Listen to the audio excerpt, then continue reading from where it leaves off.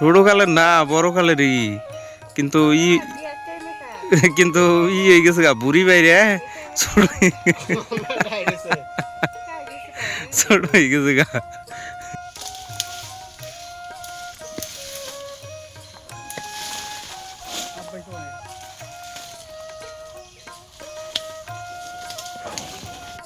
আসসালামু আলাইকুম। তো আজকে আমি পুকুর পাড় দেয় যে কিছু গা বাড় দেয়া কিছু কলা গাছ আছে, তল সাইড দেয় কলা গাছ না সরি এই কচু গাছ।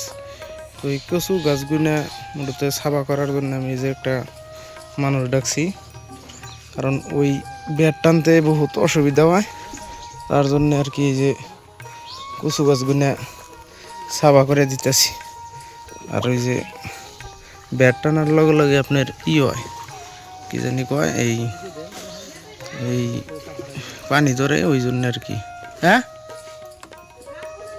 নেহ নেহ নেহ নেহ ওই যে শার্ট একদম লাহে লাহে সাফা করে করবা। হ্যাঁ বুঝছাও, কাম কম উইক সাফা করে একদম একটা জন থাকে না উপর দিয়ে একদম দিয়ে থুবে।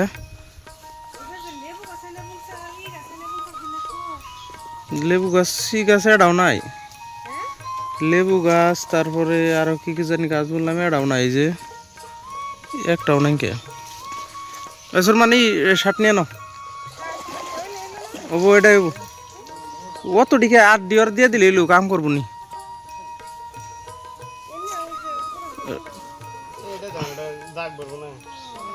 হ্যাঁ সাদাটাও এমনি গাই দিব নি।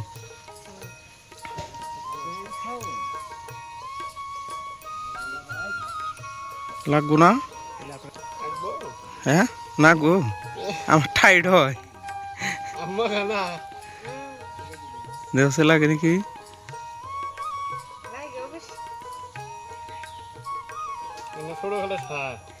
ছোট কালের না বড় কালেরই কিন্তু কিন্তু হয়ে গেছে গা বুড়ি বাইরে ছোট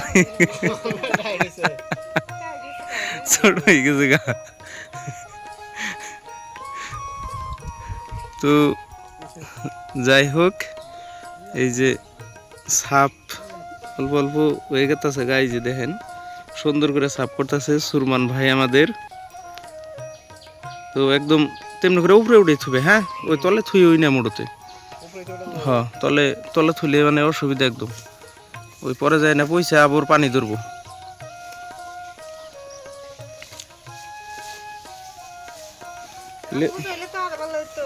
লেবু গাছে রেডি এটাও নাই দেখছ না।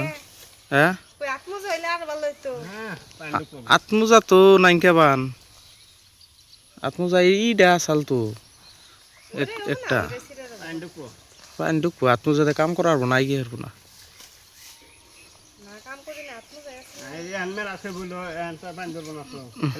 আতে আতে তো তেল না গাইলে কচু গাছ না পানি ধরা হারে, ওই জন্য আমি তেল গরম করবার দিছিলাম।